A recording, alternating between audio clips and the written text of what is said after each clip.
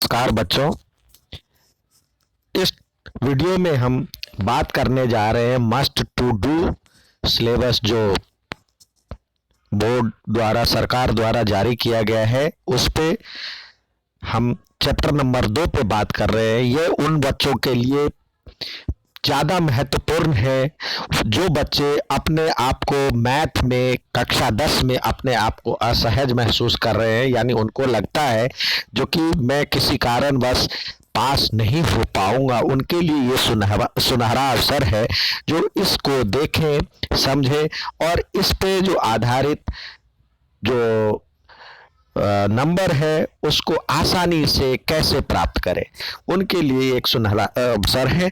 तो आइए हम उस पर देखते हैं, चर्चा करते हैं जो कि किस तरह के क्वेश्चन नंबर चैप्टर नंबर 2 में किस तरह के प्रश्न आते हैं। उस पर बात करने से पहले इसके जो महत्वपूर्ण बिंदु है उस पर चर्चा करते हैं।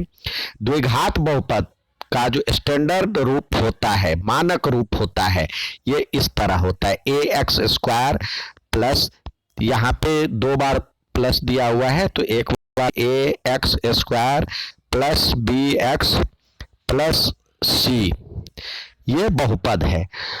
ये बहुपद जिसमें बहुत सारे पद है, आपको पता है जो कि प्लस या माइनस लगा करके बहुपदों की पदों की संख्या बढ़ती घटती है। अब जो द्विघात बहुपद है, द्विघात बहुपद का जो वक्र होता है इस तरह का होता है, ये परवलयाकार कहते हैं, परवलय कहते हैं। यदि ए 0 से बड़ा है तो ऊपर की तरफ ये खुलता है और यदि ए 0 से छोटा है तो ये नीचे की तरफ खुलता है। यानी माइनस है तो ये इस तरफ खुलता है, प्लस है तो इस तरफ खुलता है।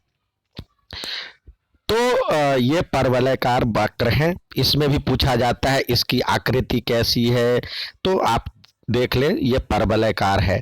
अब बहुपद का घात, बहुपद का घात जो होता है, किसी भी बहुपद में चर के सबसे बड़ी घात को बहुपद का घात कहते हैं। द्विघात बहुपद में घात 2 होनी चाहिए। द्विघात बहुपद में कुछ लोग 2 शून्यक बताते हैं, यानी उसके जो वैल्यू है कितने होंगे, अधिकतम 2 होते हैं, 0 भी हो सकता है।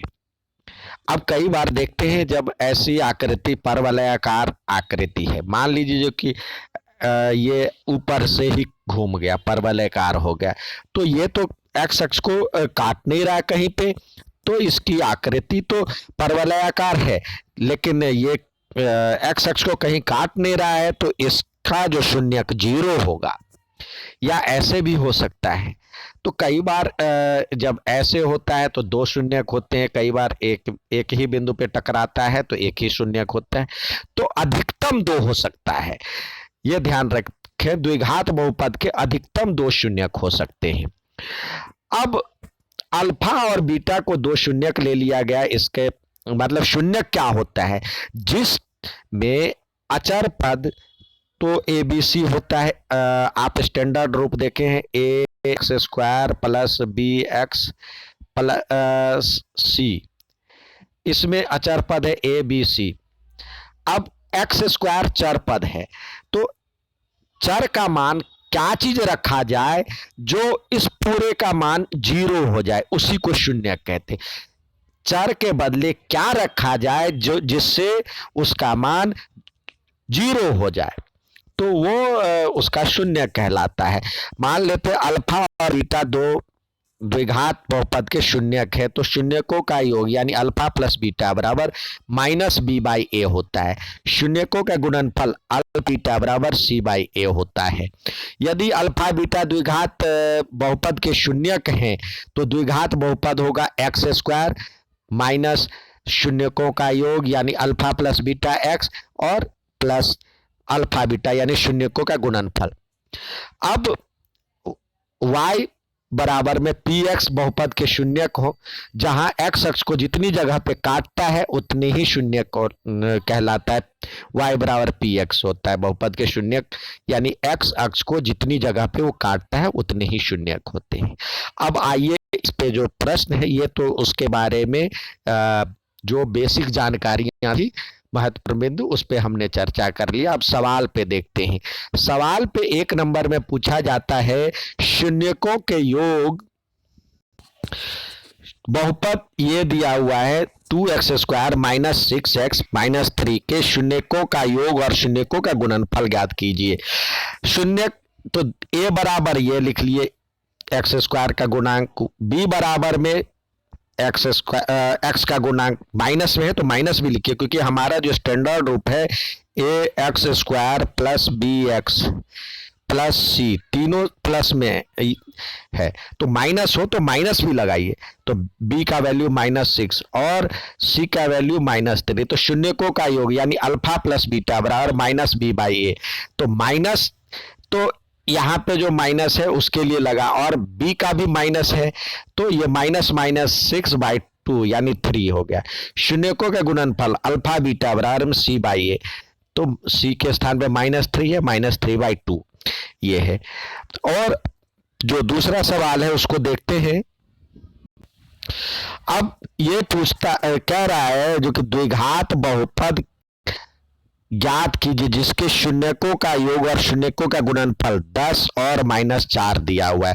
तो शून्यकों का योग दिया हुआ है अल्फा प्लस बीटा बराबर में 10 और शून्यकों का गुणनफल -4, तो हमारे पास क्या होता है x² जो समीकरण बहुपद बनाते x² माइनस शून्यकों का योग यानी minus alpha plus beta x और प्लस अल्फा बीटा, तो x के बदले 10 है तो x² माइनस 10x माइनस 4, यानी शून्यकों का योग देखिए ये जो शून्यकों का योग है तो x² लिख लीजिए माइनस शून्यकों का योग बदले यहाँ पे लिख दीजिए, माइनस है तो एक और ब्रैकेट ले लीजिएगा।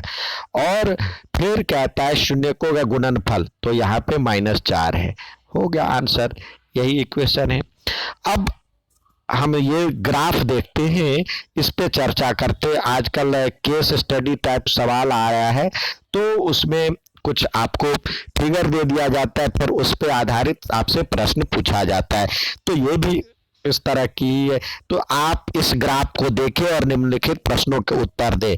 अब देखिए ये जो ग्राफ है वो कैसा है आपको बताया गया, जो कि पहले ही जो कि इस तरह की आकृति यू वाली आकृति उल्टा या सीधा हो तो ये परवलय होता है, तो परवलय। अब ये किसकी थी होती है आपको बताया गया, द्विघात बहुपद का ही ऐसा वाला ग्राफ होता है। इसमें कितने शून्यक है तो एक्स अक्ष को कहाँ कहाँ काट रहा है, दो अक्ष पे दो जगह काट रहा है तो बहुपद के 2 शून्यक है। तो 2 शून्यक वाले है तो बहुपद के घात क्या होगा, जितने शून्यक होते जितने घात होते लगभग उतने ही शून्यक होते, अधिकतम उतने शून्यक होते हैं। तो बहुपद के घात 2 होगा। अब इसके शून्यक लिखिए तो कहाँ कहाँ इसको कट कर रहा है, तो एक 5 पे कट कर रहा है और एक -1 पे कट कर रहा है, तो यही इसकी वैल्यू है, एक -1 और 5। तो अब ये दिया हुआ शून्यक निकल गया तो उसके हिसाब से बहुपद ज्ञात कीजिए। तो शून्यक -1 और 5, तो क्या है शून्यकों का योग यानी अल्फा प्लस बीटा बराबर क्या हो जाएगा, 1 -1 प्लस 5, तो यानी 4 हो जाएगा। और शून्यकों का गुणनफल यानी अल्फा बीटा बराबर क्या हो जाएगा, -1 गुने 4 यानी -4, तो -1 गुने 5 है यहाँ पे तो -5 हो जाएगा इसका। तो हम जो समीकरण बनाते x² माइनस शून्यकों का योग तो 4x और शून्यकों का गुणनफल -5, तो ये आ गया आपका इक्वेशन बन गया ये, ठीक है। अब नेक्स्ट सवाल देखते हैं। अब देखिए इसमें अब आपको करने के लिए दिया गया है तो उस पे हम आपकी मदद के लिए आपको बता रहे हैं, जो कि देखिए द्विघात बहुपद ज्ञात कीजिए जिसके शून्यक दिए हुए हैं। तो एक दो हम कर देते, बाकी आप खुद करने का प्रयास कीजिए। देखिए शून्यक दिया हुआ है तो ये मान लेते अल्फा बराबर में -3 है, -3, और दूसरा शून्यक बीटा बराबर में 2 है। तो शून्यकों का योग यानी अल्फा प्लस बीटा बराबर क्या हो जाएगा, -3 + 2। इसको जोड़ेंगे तो बड़े में से छोटे घटा चिन्ह बड़े वाले का देते तो -1, और अल्फा इंटू बीटा क्या हो जाएगा, जब दोनों को गुना करेंगे, -3 को 2 से करेंगे गुना तो ये हो जाएगा -6। तो समीकरण क्या बनता है, समीकरण बनता है x² माइनस शून्यकों का योग अल्फा प्लस बीटा और x और प्लस अल्फा बीटा। तो हमारे पास देख रहे हैं जो कि x² है और माइनस है, तो -1 लगाना चाहे तो ठीक है, नहीं तो लगाते नहीं है माइनस, और फिर अभी -1 कर दीजिए और x और प्लस यहाँ पे -6 है। अब इसको सही रूप से लिख लीजिए, ये हो गया आपके पास x² माइनस प्लस हो जाएगा x और -6, ये आपका इक्वेशन बन गया। इसी तरह दूसरा 5 और 1 है, तो सीधे हम कर रहे हैं, यदि आप उस तरह से जाते तो x² और इस दोनों को जोड़े, प्लस में है तो +6 हो जाएगा, हम माइनस में जानते माइनस शून्यकों का योग, तो इस दोनों को जोड़े तो क्या हो जाएगा, 5 और 1 6, तो -6x, और प्लस में शून्यकों का गुणनफल, इसको जोड़े मल्टीप्लाई करेंगे तो 5 एकम 5, तो 5x, लास्ट वाले में x नहीं लगता, ये हो गया। इसी तरह इसको जोड़े x² और शून्यकों का योग, तो इस दोनों को जोड़ेंगे तो 4 में से 2 गया तो 2 हो जाएगा, तो -2x। शून्यकों का गुणनफल तो 4 दूनी 8 -8, इस तरह से आता है। यहाँ पे √3 और -√3 है, तो x² शून्यकों का योग, जब इसको इसको जोड़ेंगे तो -3 और +3 कट जाएगा तो 0x, तो 0x लिखें या वैसे छोड़ दें, 0x भी लिख सकते हैं। और शून्यकों का गुणनफल जब इसको गुना करेंगे तो -3 हो जाएगा, √3 को √3 से करेंगे तो ये, इसको एक बार और लिखना चाहें तो लिख सकते हैं x² -3, ये आपका आंसर आ गया। अब नेक्स्ट सवाल देखते हैं। द्विघात बहुपद ज्ञात कीजिए जिसके शून्यकों का योग और शून्यकों का गुणनफल दिया हुआ है।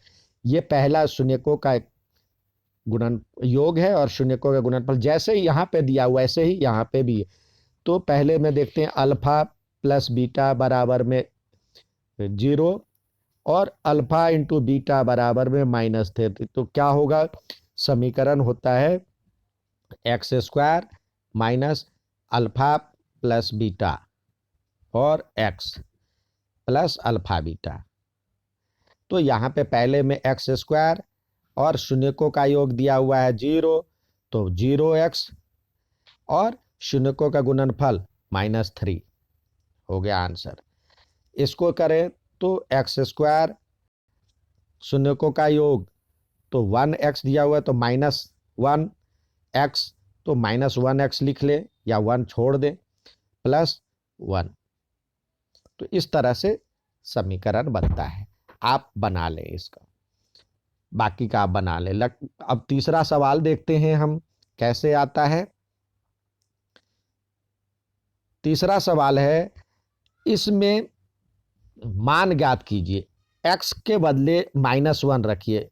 9th में हमने बनाया था px बराबर दिया हुआ है x² -4x + 1, तो -1 रखने पर इसी तरह से कहता है शून्यक है कि नहीं है, ये पता करने के लिए कई बार कहता है, तो शून्यक है कि नहीं है तो वो उसके बदले रख करके देख लेंगे, यदि वैल्यू 0 आ जाता है तो शून्यक है, नहीं आता है तो नहीं है शून्यक। तो अब -1 रखें, यानी x के बदले में -1 रखें तो क्या हो जाएगा, -1 का स्क्वायर और -4 और इसके बदले में -1 है +1, तो ये 1 का स्क्वायर -1 का स्क्वायर 1 और ये माइनस और माइनस मिल करके प्लस हो जाएगा, +4 और +1, तो ये 6। इसी तरह x बराबर में 0 रखें तो क्या हो जाएगा, यहाँ पे 0 रखें, 0 का स्क्वायर -4 इंटू 0 +1 यानी 1 हो जाएगा, ये भी 0 1। इसी तरह x के बदले 1 रखें तो देखें क्या आता है वैल्यू। तो इस तरह से अलग अलग डाल करके और वैल्यू निकाल सकते हैं। अब इस पे नेक्स्ट सवाल देखते हैं। द्विघात बहुपद में यहाँ पे कह रहा है शून्यकों का योग ज्ञात कीजिए। तो यहाँ पे जो है शून्यकों का योग, तो पहले इसमें जो देखिए शून्यकों के योग के लिए क्या है, यहाँ पे पहले इसको हम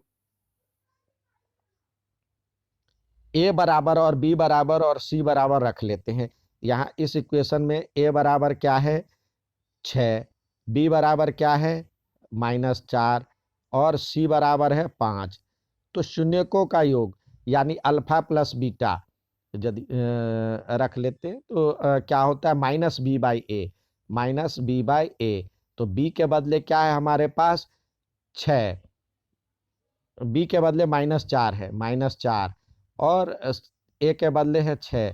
इसको हम काट देंगे, 2 से कट जाएगा तो ये हो जाएगा 2 दूनी 4 -2 और 3, तो -2/3 इसका वैल्यू आया -2/3।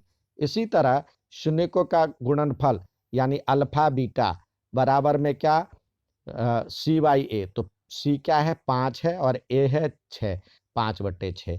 ये हो गया शून्यकों का गुणनफल और शून्यकों का योगफल। ये अब दूसरा सवाल, पांचवा सवाल है खाली स्थानों को भरिए। यहाँ पे देखिए अधिकतम घात 3 है तो कौन सा बहुपद हो गया, त्रिघात बहुपद। 3 घात है तो त्रिघात, त्रिघात बहुपद का यह शून्यक हो गया। अब द्विघात बहुपद, इसमें a बराबर में क्या तो -6, b बराबर में क्या तो -4, c बराबर में क्या 1। बहुपद जिसकी घात 1 हो उसको क्या कहते हैं, रैखिक कहते हैं, रैखिक। और इसमें जो घात है, अधिकतम घात क्या है 2 है, तो इसकी घात 2 है और यह 2 घात वाला कौन सा बहुपद कहलाता है, द्विघात बहुपद। तो लिखें द्विघात बहुपद। इसकी प्रैक्टिस करें, अच्छा लगे तो लाइक और सब्सक्राइब जरूर करें बच्चों। धन्यवाद।